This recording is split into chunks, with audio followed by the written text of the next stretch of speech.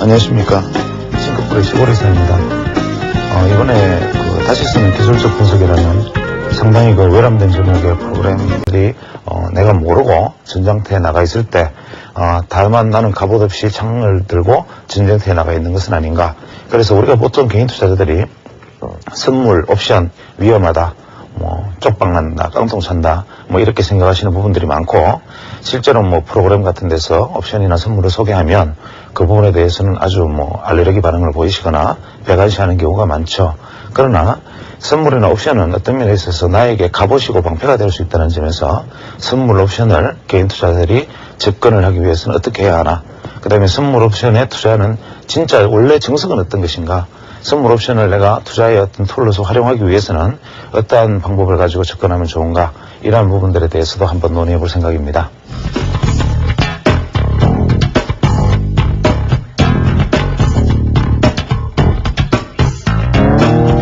자, 우리가 주가 분석을 말을 하면 주가 분석은 어떻게 하느냐, 거기에 대해서 이론의 여지가 없습니다.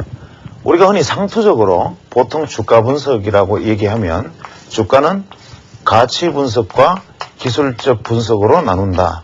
이런 얘기들은 많은 어떤 증권 강의라든지 교재라든지 우리가 어떤 다양한 경로를 통해서 이렇게 나눈다는 얘기는 무수히 들어오고, 이 가치 분석이라는 것은 탑다운이다, 바텀업이다, 이렇게 전문가들이 자신만의 어떤 용어를 가지고 설명을 하고, 개인 투자자들은 그런가 하고 생각을 하고 항상 이 얘기는 듣지만 실제로 가치 분석이 이런 것이다라는 것을 아는데 지나지가 않습니다. 기술적 분석은 또 어떤가? 기술적 분석은 어떤 서점에서 어떤 책을 한 권 통해서 혹은 전문가의 강연을 통해서 혹은 이런 자리에서 저 같은 사람이 하는 얘기를 통해서 무수한 방법과 이야기들을 듣지만 실제로 이 안에서 그러면 어떤 나만의 핵심의 무기를 골라내는 데 성공했던 것인가? 그렇지 않습니다. 그러면 주식 투자에서 우리가 말하는 이 가치 분석 논자 혹은 기술적 분석 논자라고 말하는 어떤 하나의 두 개의 큰 카테고리 안에서 무엇이 옳은가? 저는 단언코 이 가치 분석이 정답이라고 생각합니다. 그러면 가치 분석이 정답이라고 말을 하는 사람이 어떻게 해서 기술적 분석을 그렇게 강조를 하고 이 제목 자체도 기술적 분석, 다시 쓰는 기술적 분석인가라는 질문을 받겠죠. 그러나 이 가치 분석이 정답이면 분명합니다. 예를 들어서 지난 100년, 200년의 미국의 시장의 역사 속에서 실제로 워렌 비펫, 피트 린치, 이런 사람들은 오랜 기간 동안 몇십 년 동안 자신의 어떤 투자의 어떤 펀드 혹은 자신의 어떤 투자 규모를 계속 늘려왔고 실제로 오랜 시간이 지나서 승리해서 이미 증명되었지만, 예를 들어서 가장 유명한 그랜빌 같은 어떤 기술적 분석론자들은 한 마디에서 큰 어떤 시장의 전체의 한 마디에서 명망을 떨치기나 하였으나 결국은 항상 시들어버리거나 쇠락하거나 슬슬이 뒤안길로 퇴장을 했죠. 왜 이런 일이 벌어졌냐? 가치 분석이 정답이기 때문입니다. 주가는 명백하게 그 본질 가치를 찾아가는 것은 확실하다. 그러면 이 본질 가치를 찾아내는 방법, 이것은 소위 어떤 경제를 분석하고 재고를 분석하고 방을 분석하고 그다음에 설비를 분석하고 그 외에 어떤 다양한 경제적 변수 혹은 거시경제 미시경제적인 어떤 여러 가지 이론들, 재무제표 분석, 이러한 것들을 통해서 주가의 본질 가치를 찾아내는 작업이 가치 분석인데, 문제는 이런 것들이 바로 기관 투자자의 목이죠. 그래서 대개 사실 기관 투자자들은 저희들 같은 어떤 아웃사이더 혹은 어떤 제야의 소위 고수라고 불리는 분들 혹은 저처럼 제야에서 주가가 이런 것이다, 주식이 이런 것이다라고 떠드는 사람들을 보고 아주 배관시하거나 사실은 가소로운 눈빛으로 쳐다보는 것이 사실입니다. 왜냐? 이분들은 이미 이 기술적 분석에 대해서는 배관시하고 있기 때문에 그렇습니다. 그러면 기관 투자자, 혹시 이 중에 기관 투자자, 시청자분 중에 기관 투자자가 계신지 모르겠지만, 기관 투자자가 말하는 주가의 본질은 뭐냐? 우리가 개념적으로, 교과서적으로 주가의 본질은 무엇입니까? 바로 배당. 주가가 내가 이 주식을 보유하고 있을 때 생길 수 있는 이 배당에 실제로 내가 실제로 받을 수 있는 이자율, 내가 어떤 돈을 들고 있으면 은행에서 받을 수 있는 금리, 거기다가 사실은 인플레를 더 포함해서 이 가격이 사실은 적정 주가다 이거지 않습니까? 그러면 이것이 적정 주가다라는 교과서적 이야기 말고, 그러면 어떤 주가를 종목을 샀을 때 그 주식이 가치가 가격이 전혀 변동하지 않고 0원에 만약 500원에 샀으면 500원에 가만히 멈춰 있다면 그 주식의 어떤 배당이나 어떤 여러 가지 이자율을 감안해서 배당이 크면 주가 본질 가치가 실제로 주가보다 높다 평가할 수가 있지만 주식이라는 것은 이러한 어떤 교과서적인 이야기를 완전히 뒤집어 버리고 실제로 교과서적으로 어찌하든 간에 미래 가치를 반영을 해버린다는 거죠. 그래서 주식은 미래 가치가 주가에 녹아있기 때문에 이 미래 가치를 평가하는 투자자의 판단에 따라서 주가는 변동을 하니까 기관 투자자들 역시 경기든 주가든 어떠한 것들을 판단을 할 때 여러 가지 변수 요인들을 결론을 대입해서 변수 요인들을 집어넣어서 결론을 도출할 겁니다. 그러면 기관 투자자들 역시 소위 말하는 이 본질 가치를 산출하기 위한 기술적 분석을 하고 있는 거죠. 그래서 우리가 주가에 관련된 주가 변수를 가지고 주가 변수와 이것이 매개되는 여러 가지 사안을 가지고 주식의 미래의 흐름을 예측하는 소위 말하는 기관 투자자들이나 본질 가치 분석론자들이 배관시하는 기술적 분석이나 기관 투자자들이 말하는 측정 가치 산출 방법이나 무엇이 다르냐? 같다는 거죠. 왜 같으냐? 아무리 가치 투자, 가치를 실제 가치, 본질 가치, 기업 가치, 본질 가치를 따진다 해도 결국 이 사람들이 나아가서 내리는 결론은 여러 가지 변수 요인들을 집어넣어서 발생하는 결과를 도출해낸다는 측면에서는 역시 기술적 분석이죠. 그래서 두 기술적 분석 중에 우리가 흔히 말하는 주식의 기술적 분석은 주가 요인을 매개체, 주가 요인을 변수로 한 결과 도출 방법, 기관 투자자들이 말하는 가치 분석론은 여러 가지 경제 변수나 좀 더 그럴듯하고 전문가적이고 어렵고 경제학과 경영학과를 나오고 금융기관에 근무해야 알 수 있는 어려운 용어들과 자료와 결과를 가지고 얻어낼 수 있는 기술적 분석, 이것뿐이다 이거죠. 그러면 우리는 어떤 것이 사실은 정답이냐? 물론 기관의 리포트를 믿고 기관의 리포트에 따라서 본질 가치 분석에 대해서 저평가된 종목을 매수하고 고평가된 종목을 매도하는 것이 주식 투자의 근본입니다. 만약에 이것이 정확하다면 우리는 보통 기술적 분석이라는 방법 자체가 성립이 될 필요가 없고 문명이 여기에 따라서 주식 투자하면 됩니다. 그러나 왜 수많은 사람들이 이 리포트를 믿지 않고 스스로 살아남겠다고 발버둥 치고 무언가 다른 데 비밀이 있지 않겠느냐, 기술적 분석 방법을 찾아냈느냐. 우리 시장뿐만이 아니라 세계 경제시장의 역사가 증명합니다. 미국의 주식시장의 역사도 그렇게 증명을 합니다. 이유는 뭐냐? 기관이 실제로 주식의 적정 가치를 평가하고 할 때 사용되었던 어떤 여러 가지 요소들, 뭐 재무제표도 좋고 미래가치도 좋고 어떠한 것들이 내린 결론이 과연 투자자들에게 결과에 있어서 과연 좋은 결과를 안겨주었느냐? 아니다 이거죠. 이것은 결국 주가가 대세 상승기에는 그냥 아무나 기관 투자자에게 돈을 맡기면 돈을 벌고 대세 하락기에는 어떤 기관 투자자에게 맡겨도 돈을 잃더라. 혹은 대세 상승기에서는 모든 기관 투자자는 분명히 주식은 더 좋다, 경제는 더 좋아진다는 얘기를 하고 대세 하락기에는 더 나빠진다, 지금 하면 돈을 잃는다 소리밖에 하지 않는다는 거죠. 그러면 이게 무슨 분석이냐? 여기에 대한 회의에서 출발한 것이 바로 기술적 분석입니다. 기술적 분석은 이러한 어떤 제도권의 혹은 어떤 전문가들의 전유물인 가치 분석을 일반적으로 개인 투자자가 할 수가 없습니다. 개인 투자자가 가치 분석이 옳다 하더라도 내가 어떤 기업의 재무제표를 입수를 해서 혹은 다음 분기에 기업의 어떤 결과가 이러할 것이라는 것을 내가 입수를 해서 영업정보를 파악을 하고 내부를 알아서 이러한 가치, 미래 가치를 측정할 수 있는 눈이 있다면야 분명히 가치 분석을 해야겠지만 그러한 것을 우리는 어차피 정보에서 차단되어 있고 실제로 그런 정보를 준다 해도 그것을 분석할 수 있는 사람은 충분히 많은 브레인들을 거느리고 있는 어떤 제도권에서도 해보니까 되지 않더라. 그 안 된다가 바로 랜덤워크 이론이었습니다. 우리가 보통 랜덤워크 이론, 이 말이 왜 나왔느냐. 기관 투자자들의 가치 분석을 통해서든 기술적 분석가들의 기술적 분석을 통해서든 주가는 결국 원숭이가 투자한 것보다 못하더라. 원숭이가 무작위로 다트를 던져서 종목을 선택해서 수익률을 낸 것보다 세상에 어떤 훌륭한 기관 투자자나 어떤 기술적 분석가가 낸 결과보다 이 수익률이 좋더라. 결국 주식에 대해서 근본 가치를 측정한다는 것, 기술적 분석으로 그 가치를 측정하는 것은 다 무의미하다. 이것이 바로 랜덤워크지 않습니까? 왜 이런 냉소적인 얘기까지 나왔느냐 하는 것은 바로 이러한 가치 분석이라는 것은 영원한 신기를 지나지 않는다. 정확한 가치 분석을 한다는 것은 신기루다.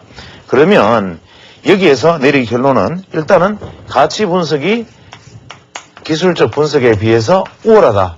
인정해야 됩니다. 그러나 우리는 기술적 분석이라는 창을 통해서 가치를 보는 거울로 삼는 거죠. 뭐냐면 가치 분석 논자들과 기술적 분석 논자들의 치열한 대립이 있습니다. 가치 분석 논자들은 기술적 분석 논자들을 비웃고 배관시하지만 기술적 분석 논자들은 가치 분석 논자들을 비웃습니다. 왜 그러냐? 아무리 너네들이 머리를 써 골머리를 상하면서 그 결과를 분석하려 해봐야 그것은 부처님의 손바닥에 있는 거울로 비춰보면 다 보인다. 이게 기술적 분석 논자들의 주장이거든요. 그래서 우리는 어떠한 사물을 가지고 맨눈으로 들여다봐도 보지 못하는 것, 눈 뜨고도 보지 못하는 것, 만져봐도 무엇인지 모르는 것을 거울에 비춰봐서 알고자 하는 시도, 이것이 기술적 분석이다. 그래서 정답을 얻는데 이것이 정답인 줄은 알지만 이 정답에 이르는 길로서 기술적 분석을 택했다 이거죠. 그러면 저 같은 사람은 기술적 분석론자라고 얘기를 하지만 과연 제가 기술적 분석론자 이외에 다른 선택의 여지가 있느냐? 없는 거죠. 저는 경제학자도 아니고 제가 뭐 경제분석가도 아니고 회계사도 아니니까 분석할 길이 없습니다. 그러면 태생적으로 개인 투자자는 무조건 기술적 분석으로 가는 수밖에 없는 거죠. 그래서 기술적 분석을 그렇다면 이런 관점에서 기술적 분석을 공부를 해야 되는데 기술적 분석을 어떻게 공부를 할 것인가? 이것이 이제 난제입니다. 보통 기술적 분석을 공부하는 방법은 입문은 다양합니다. 보통 옆에 동네 아주머니가 동네 아저씨가 친구가 돈을 많이 벌었다. 증권 투자로. 나는 한 달에 열심히 일을 해서 얼마를 버는데 이 사람은 하루 저녁에 자기 보너스를 집어넣어가지고 내 1년치 연봉보다 돈을 더 많이 벌었다더라. 약이 오릅니다. 신문에 보니까 다른 사람에게 또 나와요. 그 다음 신문에 보니까 1억으로 몇십억 벌었다는 사람이 나오고 나중에 몇만 원으로 몇억 벌었다는 사람이 나오고 그것도 모자라서 1년에 2,000% 3,000% 번다는 사람이 등장합니다. 박탈감 느끼죠. 주식시장에 뛰어들죠. 뛰어들면 대부분 국지입니다. 이분들이 한번 실패하고 나면 깨닫는 것이 뭐냐. 아, 주식 투자는 이런 것이 아니구나. 내가 무식한 내가 아무렇게나 막 뛰어드는 것은 아니구나. 옆에 사람 보니까 차트도 보고 봉도 보고 뭐 이렇게 어려운 이야기하고 기관의 리포트를 보니까 무슨 지지저항이 어떻고 이게 뭘까 공부를 시작합니다. 대부분 이게 코스죠. 코스. 이렇게 코스 공부를 시작하면 더 많이 하느냐? 사실은 더 죽어버립니다. 왜 더 죽어버리느냐? 하락장에서는 지지선이 없는 거고 상승장에서는 저항선이 없는 건데 이게 하락장에서 지지선을 알아버렸기 때문에 더 죽어버립니다. 하락장에서는 무서워서 도망가 버리면 되는데 예전에 내가 아무것도 모를 때 같으면 주가가 떨어지니까 무서워서 더 하지 않는데 이제 좀 알고 공부하니까 이게 지지선이 뭔지 대충 보니까 알겠거든요. 그러면 떨어지는 종목의 지지선을 딱 꺼두고 여기다 매수 주문을 넣습니다. 기다리다가 아 여기서는 반등한다. 딱 떨어져서 반등하는 차가 더 죽여버립니다. 왜냐? 지지선이 무너져야 약세장이니까. 그거를 계속 책에서는 가르칩니다. 지지선이 어떻고 저항선이 어떻고 계속 가르치죠. 이러한 것들을 답습을 합니다. 대부분 투자자들은. 그래서 이 기술적 분석은 어떻게 하느냐. 그 다음에 사람들은 스스로 생각을 합니다. 아 이거 혼자 공부해서 되는 일이 아니구나. 책을 좀 더 사보자. 뭐 봉 패턴만 알아서 안 되는구나. 뭐 엘리어트라는 희한한 이름도 한번 공부해보자. 뭐 개인이라는 거 시골에서 뜨던데 개인이 뭐냐. 시골에서 저 각도가 어디서 나왔지? 뭐 누가 얘기하기를 개인의 각도를 뺏긴 것 같다. 혹은 뭐 엘리어트 무슨 파동을 뺏긴 것 같다. 이런 얘기 합니다. 그러면 저 친구 저렇게 나도 한번 사보자. 읽어봅니다. 보면 신기하거든요. 과거에 읽어보면 다 맞는 것 같아. 그러면 이걸 믿고 또 뛰어듭니다. 또 죽어요. 이러한 것들이 기술적 분석의 공부의 가장 큰 맹점입니다. 이렇게 해서 다쳐보고 무수하게 상처 입고 깨매고 터지고 베어 터지고 다 한 다음에 마지막에 이르는 길은 뭐냐. 배우자. 역시 주식은 독학하는 게 아니고 고수한테 배워야 되는 거다. 그럼 어디 갑니까? 아카데미. 또 송구스러운 말씀이지만 무슨 사관학교. 이런 데 갑니다. 가서 이분들이 가르쳐주면 이 고수의 말은 뭔가 틀리거든요. 그럴듯하게 이야기되어 있고 어려운 전문용어가 튀어나오고 나는 듣도 보도 못한 희한한 괴상망측한 지표들이 다 튀어나오니까 신기하단 말이에요. 그러면 야 여기서 눈을 떴구나. 고수들이 저렇게 했는데 나는 이걸 몰랐구나. 이렇게 한번 해보자. 됩니까? 더 죽어요. 왜? 고수가 없거든요. 이 사람들이 가르치는 사람이 고수면 우리나라에서 주식 투자로 재벌된 사람이 나와야 된다고 제가 지난번에 말씀드렸습니다. 고수는 없는 거죠. 그럼 어떡하란 말이냐. 독학해도 안 된다. 배워도 안 된다. 책도 읽지 마라. 그럼 당신은 항상 주식 투자 하지 마라는 얘기밖에 더 하느냐. 그러면 주식 투자 하지 마라 할 것 같으면 왜 정권 방송이 있고 거기 나와서 당신 같은 사람이 떠드느냐. 그럼 그 문제에 대해서 한번 얘기해보자 이거죠. 자, 주식 투자를 공부하는 방법, 기술적 분석을 공부하는 방법 어떻게 하는가? 무슨 책을 사봐라. 혹은 뭐 무슨 이론을 해봐라. 이거 아니죠. 그러면 우리가 기술적 분석을 공부하는 방법이 뭐다? 그러면 기술적 분석은 가치 분석을 할 수 있는 창구다, 거울이다, 혹은 눈이다 라고 제가 얘기했으면 그럼 기술적 분석을 할 수 있는 눈을 어디서 넣느냐?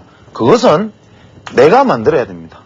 내가 만든다는 얘기를 아무리 해도 못 알아듣는 분은 아직도 주식 투자를 크게 하면 안 됩니다. 이 얘기가 뭐냐면 제가 일전에 방송 시간에 한 적이 있지만 주식은 가르칠 수는 있으되 가르칠 수 있고 있으되 알려줄 수는 있으되 전할 수 없다. 이 말이 정답입니다. 가르칠 수 있고 알려줄 수도 있으되 전할 수 없다. 그렇죠. 예를 들어서 어떤 뭐 수영 전문가가 육상 전문가가 있다 생각합시다. 황영조를 가르친 뭐 마라토너 뭐 정봉수 감독이 새로운 마라토너 한 사람을 데리고 마라토너 이론에 대해서 자기가 알고 있는 모든 것을 다 가르쳐줍니다. 그 사람이 뛰면 가서 올림픽 금메달 땁니까? 안 되죠. 왜냐? 전해지는 게 아니거든요. 그것은 내가 익혀서 나에게 내 스스로 만들어내야 되는 것이지 여기서 전해받는 것이 아니다는 얘기입니다. 여기서는 그럼 뭐 하느냐? 화두만 가르쳐. 화두만. 어떻게 할 것인가? 무엇을 할 것인가? 여기에 대한 질문만 던져줘야 됩니다. 이거를 마치 무언가 있는 것처럼 포장해서 내어놓는 것은 불량식품을 백화점 포장지로 포장해서 택배로 우송하는 것과 같은 거죠. 여기 있는 불량식품 먹고 전부 장티푸스 콜레라로 다 죽어나갑니다. 다만 우리가 여기서 해야 되는 것은 먼저 주식시장에 뛰어내렸던 사람들이 나중에 좀 외람된 말씀으로 후학들에게 할 수 있는 얘기들은 뭐냐면 불량식품, 우량식품 먹어도 안 죽는 거 그냥 가리는 눈입니다. 그래서 기술적 분석을 접근할 때 이제부터는 제 이야기를 하겠습니다. 기술적 분석이라는 것이 여러 가지 개념들이 있을 수 있습니다. 가장 크게는 기술적 분석은 자 교과서적인 얘기 먼저 하죠. 가능하면 교과서적인 얘기를 배제하는 것이 분명하겠지만 일단 교과서가 뭔지는 알아야겠죠. 교과서의 기술적 분석은 전통적으로 패턴 분석, 두 번째는 추세 분석. 제가 방송 시간에 차트에다 줄을 쭉쭉쭉 꺼서 얼마 된다 하니까 어떤 분이 그런 얘기를 했습니다. 당신은 추세선밖에 끌 줄 모르느냐? 맞습니다. 추세 중요하거든요. 패턴 분석, 추세 분석. 그 다음 뭡니까? 가격 분석인데 이 가격을 이야기하는 사람은 아직 한참 더 죽어야 됩니다. 제가 말하고자 하는 핵심은 바로 위에 있는 패턴도 아니고 추세도 아니고 교과서적인 가격 분석이 아닌 소위 말하는 제가 이야기하는 것은 비율 분석이다 이겁니다. 비율 분석. 이 비율은 뭐냐? 제가 누차 말씀드렸지만 주가라는 것은 얼마나 올랐느냐가 중요한 게 아니라 얼마의 기간 동안 얼마가 올랐느냐 이게 중요하다 이겁니다. 그래서 이만큼이 오르는데 소요된 시간이 얼마다. 이게 실제로 이 시간 만에 얼마가 올랐다는 것이 무조건적으로 이만큼 올랐다 보다 더 중요한 것이다. 왜냐? 현재 올랐다 내렸다가 아니라 미래 가치를 알기 위해서는 그것이 더 중요하다. 이 이야기를 하고 있는 겁니다. 왜냐하면 주식 투자는 우리가 미래를 알기 위해서 하는 것이니까. 그러면 우리가 패턴부터 한번 생각을 해보죠. 패턴은 여러 가지가 있습니다. 이게 예를 들어서 뭐 삼각형 패턴, 뭐 쇠기형 패턴, 혹은 뭐 사각형 패턴, 무슨 깃발형, 하락깃발, 상승깃발 이런 것들은 다 패턴이죠. 그 다음에 심지어는 바닥형도 뭐 상바닥, 이중바닥, 삼중바닥, V자형 바닥, 뭐 원형 바닥 다 패턴입니다. 이 이야기는 뭐냐? 패턴은 과거의 경험이죠. 경험적으로 주가 그래프가 대충 이러한 모습을 만드니까 그 다음에는 반등하더라. 경험적으로 주가 그래프가 대충 이러한 모습을 만드니까 죽어버리더라. 확률상. 그러니까 우리가 미래에도 이러한 모습을 만들면 반등을 하고 이러한 모습을 만들면 떨어지지 않느냐. 그래서 이것을 이중 바닥의 패턴이라고 삼중 바닥의 패턴이라고 하자라고 얘기를 하는데, 문제는 이 패턴 분석의 가장 큰 오류는 뭐냐 하면 이것이 추세 반전 지점을 가르쳐 주는 것이 아니라 추세 내에서만 해당된다는 거죠. 예를 들어서 어떤 주가의 추세 안에서 이러한 패턴이 과연 나왔다면 이것은 어차피 진행형의 패턴일 수도 있고 반전형의 패턴일 수도 있는데, 지나고 나면 반전이고 떨어지고 난 다음에 지나고 나면 하락형 패턴이었다 이거죠. 즉 이것은 자의적으로 해석될 수 있는 것이기 때문에 패턴 분석이라는 것은 지금은 저는 이렇게 얘기합니다. 주가가 어떠한 하나의 맥점에 도달해 있음을 알 수 있는 것이다. 예를 들어서 이것이 반전이다, 뭐 하락이다, 이러한 우리가 앞서 나가는 얘기를 하지 말고, 패턴이라는 것은 다만 주가가 어떤 흐름 속에서 하나의 맥점에 속해 있는 구간에 지금 와 있다, 이것을 이야기하자는 것이죠. 그 다음에 추세 분석이라는 것은 뭐냐? 추세 분석은 일반적으로 거의 모든 기술적 분석가들이 선호하는 겁니다. 그러면 우리가 추세 분석이라는 것이 우리에게 무엇을 가르쳐 주느냐? 추세라는 것은 어떠한 것은 관성이 있어서, 세상의 모든 물체는 관성이 있어서 주가가 달리는 방향, 사람이 달리는 방향으로 가속도가 붙은 방향에서 방향이 결정된다. 그래서 추세라는 것을 내가 알기만 한다면 추세의 마지막 부분에 대해서 내가 결과를 좀 더 나머지 과정에서 내가 그 부분에 이익을 취하자. 이게 추세 분석이죠. 예를 들어서 주가가 이러한 어떤 상승의 추세를 만들고 있다면 이것이 추세가 확인되었을 때 이 추세의 끝이 이까지라면 여기서 들어가서 이만큼의 이익을 취하자. 이것이 추세 분석입니다. 반대로 주가가 하락 추세에 있다면 이 하락 추세 국면 안에서 나머지 이 하락 추세가 끝날 때까지 이 구간을 이익을 취하자. 이것이 추세 분석이죠. 그러면 추세 분석이 내가 예를 들어서 여기 들어갔을 때 이만큼이 더 가면 좋지만, 만약에 내가 추세가 확인되고 들어간 지점이 추세가 반전하는 지점이라면, 또 내가 추세가 하락하는 국면에서 다시 반전하는 국면에서 실제로 나는 하락 추세의 나머지 연장이라고 판단했다면 어떡하느냐. 그래서 추세라는 것은 지나고 난 다음에 후행적으로는 분명히 설명하기 쉽고, 세상의 모든 주가를 과거의 어떤 이론으로 보면 추세로는 모든 것이 설명이 되어지지만 현재 미래에는 한 치 앞도 장담할 수 없는 것이 추세 분석이다. 그러면 여기서 말하는 가격 분석이 아닌 비율 분석은 뭔가? 비율 분석은 힘이, 에너지가 남아있는가 그렇지 않은가를 아는 거다는 거죠. 이 부분에 대해서는 좀 더 깊이 들어가야 될 것 같으니까 일단 여기서 비율 분석에 대해서 제가 앞으로 이야기를 해나갈 것입니다 라는 어떤 예고편으로 생각하시면 되고, 주가라는 것은 시간 대비 가격, 가격 대비 시간이라는 것을 미리 여기서 전제를 하고 이것을 시작을 합니다. 그 다음에 우리가 보통 기술적 분석가들이 가지는 오류 중에 가장 중요한, 가장 큰 핵심적인 오류는 뭐냐면, 주가에서 패턴, 추세, 가격, 저는 여기서 비율이라고 얘기하지만 패턴, 추세, 가격 다음에 빼먹은 게 뭡니까? 바로 심리입니다. 이 심리라는 요소를 보통 가장 도외시하지만 실제로 사람들이 가장 궁금해하죠. 우리 흔히 시장심리 이런 얘기 많이 합니다. 심리가 과연 무엇인가? 심리는 그럼 심리학자들이나 심리 전문가들이 파악하는 것인가? 그건 아닙니다. 시장심리라는 것은 이 차트 속에서 살아있는 에너지를 바로 느끼는 거죠. 거래량, 주가, 여기에서 형성되는 봉들이 말하는 것을 내가 이 차트 속에서 이 말을 읽어야 됩니다. 너무 현학적인 얘기로 들릴지 모르겠지만 차트를 펴놓고 그 차트상에서 수많은 수십만 수백만의 투자자들이 매수와 매도에 치열한 심리적 전쟁을 이루어내는 모습들, 그 전쟁터에서 칼이 부딪히고 창이 부딪히는 소리를 바로 차트에서 들어야 됩니다.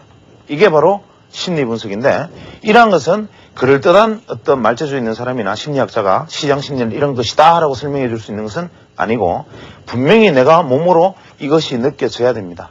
예를 들어서 시장 심리를 간단하게 한번 생각을 해보면, 예를 들어서 우리가 어떤 종목에서 주식을 샀습니다. 특히 주가가 만약에 횡보하고 있다고 가정을 하죠. 내가 이 종목을 사서 지나가는데 계속 시간이 흘러도 주가가 변동이 없습니다. 차라리 떨어지면 손절매나 하고 오르면 추가 매입이라도 하겠지만 이것도 아니고 저것도 아니고 계속 보유 필요가 생깁니다. 왜냐하면 다른 종목은 움직이는데 나는 움직이기가 아니니까, 내 종목은 움직이지 않으니까 필요하죠. 그러면 뭡니까? 호시탐탐 A 포기해버릴까 싶지만 포기를 못합니다. 왜냐하면 내가 이 주식을 살 때는 분명히 이유가 있었거든요. 내가 이 주식을 산 이유는 분명히 이 종목이 앞으로 좋을 것 같으니까 라는 판단으로 샀기 때문에 항상 이 종목을 나는 긍정적으로 볼 수밖에 없는 거죠. 긍정적으로 보는 눈에서 내가 만약에 팔고 난 다음에 주가가 급등하면 어떻게 할까라는 불안감이 이 종목을 팔 수 없게 만듭니다. 그러나 보유 필요가 누적돼서 내가 이 종목을 만약에 팔았다고 가정하면 내가 이 금액으로 다른 종목을 샀더라도 나는 내가 새로 산 종목보다는 내가 팔았던 종목만 자꾸 뒤돌아봅니다. 자꾸 돌아보고 저 종목 혹시 오르지 않았을까? A 관심 종목이 지워버리죠. 지워버려 놓고도 그 종목이 하루에 뻘겋게 올라가면 와, 괜히 팔았다. 나는 역시 주식 보는 눈은 있는데 재수가 없어. 내가 분명히 주식 보는 눈은 있어. 저봐, 내가 간다 그랬지. 이런 이야기합니다. 그 다음에 그 종목이 시퍼렇게 떨어지면 팔기를 정말 잘했지. 내가 들고 있으면 어떡하나. 그러다 급등하면 또다시 땅을 칩니다. 이것이 전형적인 개인 투자자의 투자 심리죠. 그런데 이 종목을 만약에 안 사고 바라보는 사람의 입장에서 보면 어떨 것 같습니까? 현재 상황에서 이걸 사겠습니까? 방향이 결정이 되면 오르는 거 확인하고 사겠다. 떨어지면 더 떨어질 때까지 기다리겠다. 삼자의 눈은 그렇단 말이죠. 그러면 내가 어떤 종목을 가지고 있을 때 삼자의 눈으로 보면 이걸 내가 사지도 않고 오르든 내리든 움직이면 사겠다 할 것을 이전에 사고 있으면 다른 사람이 내리는 판단 지점에 올 때까지 나는 보유 필요를 느끼는 거죠. 그래서 시장이라는 것은 수많은 사람들의 생각이 현재 내 시점에 내 생각과 다른 사람의 생각이 틀릴 수밖에 없는 이유죠. 그런데도 불구하고 모 차트 분석가들이 가끔 이런 짓을 잘합니다. 제가 이런 짓이라고 표현하는데, 자, 어떤 종목이 주가가 이렇게 떨어지고 있습니다. 이렇게 떨어지는 상황에서 자, 지금 매수해야 됩니다 라고 얘기를 합니다. 그럼 매수를 한다. 그럼 매수의 이유는 이 종목을 차트를 거꾸로 뒤집어 놓고 한번 봅시다. 예를 들면 정권 사이트도 좋고 어떤 강연에도 좋고 차트를 요즘 그 편집 프로그램에 보면 180도 회전이 가능하죠. 뒤집어 놓으면 주가가 어떻게 됩니까? 이런 주가가 되겠죠. 자, 이 종목이 이렇게 상승했다고 가정합시다. 이제부터는 조정받아야 되지 않겠습니까? 그렇죠? 그러면 떨어지는 주가가 여기서는 반등하는 것이 맞죠. 이렇게 설명을 합니다.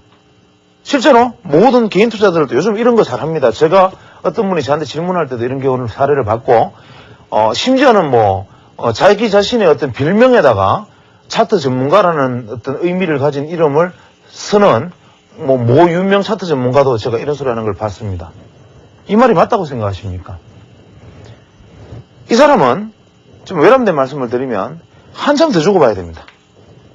주식시장에서 훨씬 더 깨지고 터지고 해보고 난 다음에 주가가 뭐라는 것을 자기가 몸으로 깨닫고 난 다음에 그때 이런 이야기를 안 하게 될 겁니다. 뭐냐면 밀어 올리는 것과 굴러내리는 것이 어떻게 같느냐는 겁니다. 주가가 올라내릴 때는 산으로 밀어 올리는 것이고 떨어질 때는 바로 히말라야 눈사태처럼 굴려버리는 거죠. 주가가 떨어질 때 마찬가지 아닙니까? 주가에 떨어지는 주가의 바닥은 음봉이 점점 길어지는 음봉이 마지막에 길게 뚝 떨어지는 개바닥이 돼야 바닥이고, 상승하는 종목은 어떻습니까? 올라가는 양봉이 점점 작아져가지고 양봉의 폭이 적어지면 천장입니다.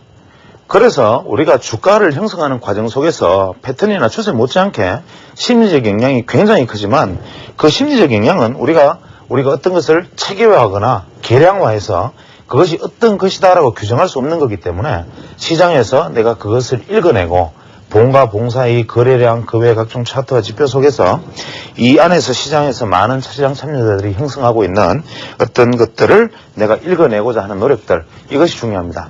그런데 그렇다면 기술적 분석에